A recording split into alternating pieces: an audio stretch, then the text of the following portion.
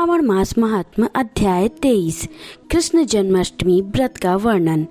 ईश्वर बोले, हे सनत कुमार, श्रावण मास में कृष्ण पक्ष की अष्टमी को व्रत में चंद्रमा के अर्धरात्रि में इस प्रकार के शुभ योग में देवकी ने वासुदेव से श्री कृष्ण को जन्म दिया।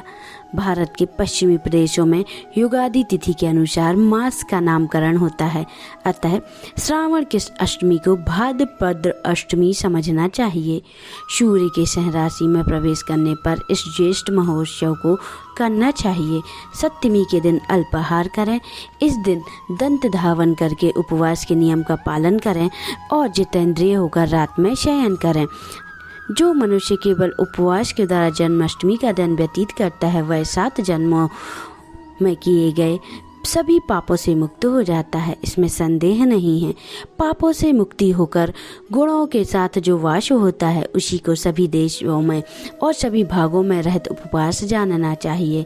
अष्टमी के दिन नदी आदि में निर्मल जल में तिलों से स्नान करके किसी उत्तम स्थान में देवकी व सुंदर सूती का ग्रह बनाना चाहिए, जो अनेक वर्णों और वस्त्रों, कलशों, फलों, पुष्पों तथा दीपों से सुशोभित हो और चंदन तथा अगरू के सुवासित हो। उसमें श्री हरि विष्णु पुराण के अनुसार गोकुल लीला की रचना करें और उसे ब्रजों की ध्वनियों तथा नृत्यों आदि आनंद मंगलों से सदा युक्त होकर रखें। उस ग्रह में के मध्य में षष्ठी देवी की प्रतिमा सहित स्वर्ण, चांदी, ताम्र, पीतल, मिट्टी, काष्ठ अथवा मणि के अनेक रंगों से लिखी हुई श्री कृष्ण की प्रतिमा स्थापित करें। वहाँ 8 शल्य वाले पलंग के ऊपर सभी शुभ लक्षणों को संपन्न प्रसूतावस्था वाली देवी की मूर्ति रखकर उन सबको एक मंच में स्थापित करें और उस पर के स्तनपान कराते हुए सुप्त बाल रूप श्री कृष्ण को भी स्थापित करें। उस सूक्त का ग्रह के एक स्थान पर कन्या को जन्म दी हुई यशोदा को भी श्री कृष्ण के समीप ही लिखें। साथ ही साथ हाथ जोड़कर खड़े हुए देवताओं, यक्षों, विद्याधरों तथा अन्य देवियों को भी लिखे तथा वहीं पर खड़क तथा ढाल ढाक करके खड़े हुए वासुदेव जी को भी लिखें।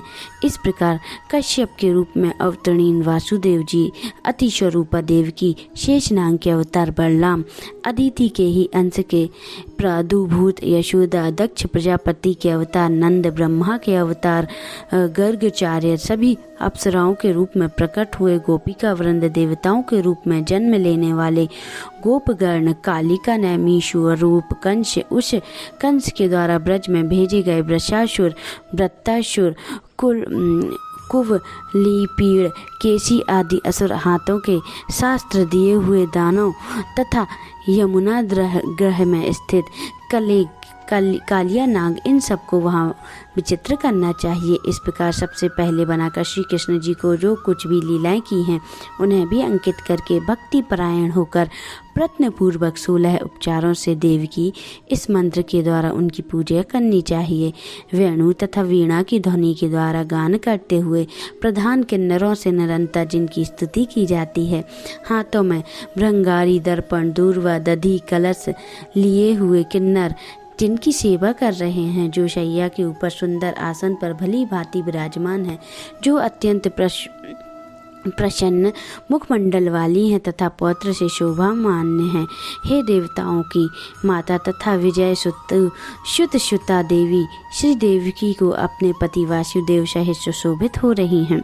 उसके बाद विधि जानने वाले मनुष्य को चाहिए कि आदि में प्रणव तथा अंत में नमः से युक्त करके अलग अलग सभी के नामों का उच्चारण करके सभी पापों से मुक्ति के लिए देवकी, वासुदेव, बलदेव, नंद तथा यशोदा के पृथक पृथक पूजन करें। उसके बाद चंद्रमा के उदय होने पर श्री हरि का स्मरण करते हुए चंद्रमा को अर्घ्य प्रदान करें। इस प्रकार कहना चाहिए, हे क्षीर सागर से प्रादुर्भूत, हे अग्निगोत्र से उत्पन्न आपको नमस्कार है। हे रोहिणी कांत, मेरे इस अर्घ्य को आप स्वीकार कीजिए। देवकी के साथ वासुदेव, नंद के साथ यशोदा, रोहिणी के साथ चंद्रमा और श्री कृष्ण के साथ बलराम की विधिवत पूजन करके मनुष्य कौन सी परम दुर्लभ वस्तु को प्राप्त नहीं कर सकता। कृष्ण जन्माष्टमी का इस व्रत का करोड़ों एकादशी के व्रत के समान होता है। इस प्रकार उस रात पूजन करके प्रातः नवमी तिथि को भगवती का जन्मोत्सव वैसे ही मनाना चाहिए जैसे श्री कृष्ण का हुआ था। उसके बाद भक्ति पूर्वक ब्राह्मणों को भोजन कराना चाहिए और उन्हें जो जो अभीष्ट हों गौ धन आदि प्रदान करना चाहिए। उस समय यह कहना चाहिए, श्री कृष्ण मेरे ऊपर प्रसन्न हों। गौ तथा ब्राह्मण का हित करने वाले आप वासुदेव को नमस्कार है। शांति हो, कल्याण हो, ऐसा कहकर उनका विसर्जन कर देना चाहिए। उसके बाद मौन होकर बंधु बांधवों सहित भोजन करना चाहिए। इस प्रकार जो प्रत्येक वर्ष विधि विधान पूर्वक कृष्ण तथा भगवती का जन्म महोत्सव मनाता है वह यथोक्त फल प्राप्त करता है। उसे पुत्र संतान आरोग्य तथा अतुल्य सौभाग्य प्राप्त होता है। वह इस लोक में धार्मिक बुद्धि वाला होकर मृत्यु के बाद वैकुंठ लोक में जाता है। हे सनत कुमार, अब इसकी उद्यापन विधि का वर्णन करूंगा। इसे किसी दिन में विधि पूर्वक करें। एक दिन पूर्व एक बार भोजन करें और रात में हृदय से विष्णु का स्मरण करते हुए शयन करें।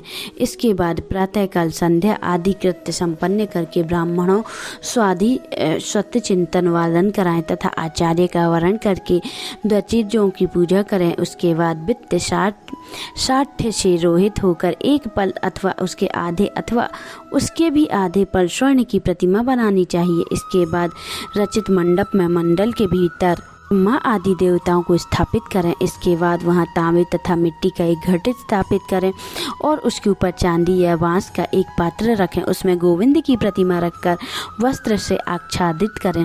व्यक्ति 16 उपचारों से वैदिक तथा तांत्रिक मंत्रों के द्वारा विधिवत पूजन करे। इसके बाद शंख से पुष्प फल चंदन तथा नारिकेल फल सहित शुद्ध जल लेकर पृथ्वी पर घुटने टेक कर यह कहते हुए देवकी सहित भगवान श्री कृष्ण को अर्घ्य प्रदान करें। कंस के वध के लिए, पृथ्वी का आभार उतारने के लिए, कौरवों के विनाश के लिए तथा दैत्यों के संहार के लिए आपने यह अवतार लिया है। हे हरे, मेरे द्वारा प्रदत्त इस अर्घ्य को आप देवकी सहित ग्रहण करें।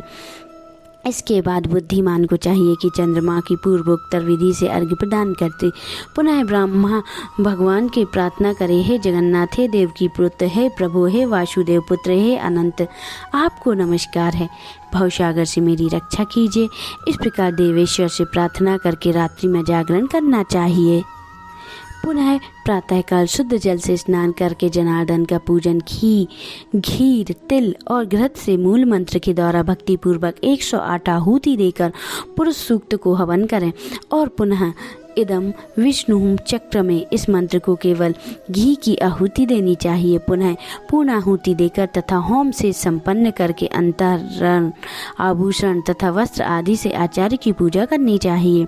उसके बाद व्रत की संपूर्णता के लिए दूध देने वाली सरल स्वभाव वाली बछड़े से युक्त उत्तम लक्षणों से युक्त संपन्न सोने के सींग, चांदी के खुर, कांस्य की दोहनी, मोती की पूंछ, ताम्र की पीठ तथा सोने के घंटे से अलंकृत हुई एक कपिला को गौ को वस्त्र से आच्छादित करके दक्षिणा सहित दान कर देनी चाहिए। इस प्रकार दान करने से संपूर्ण व्रत को प्राप्त होता है। कपिला गौ के अभाव में अन्य गौ भी दी जा सकती हैं।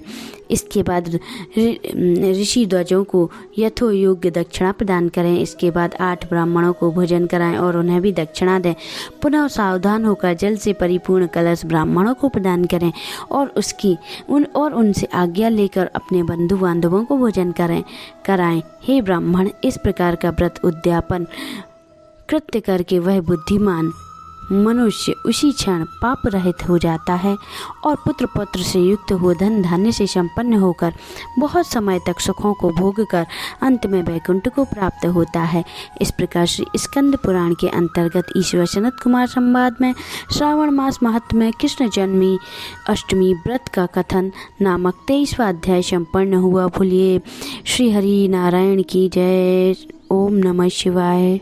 अगर आपने अभी तक हमारे चैनल को सब्सक्राइब नहीं किया है तो जल्दी से आप सब्सक्राइब कर लें, जिससे आने वाले वीडियो आपको जल्दी जल्दी मिलते जाएं, और नोटिफिकेशन बेल आइकन को प्रेस करें, जिससे आपको हमारे वीडियो का नोटिफिकेशन मिलता रहे।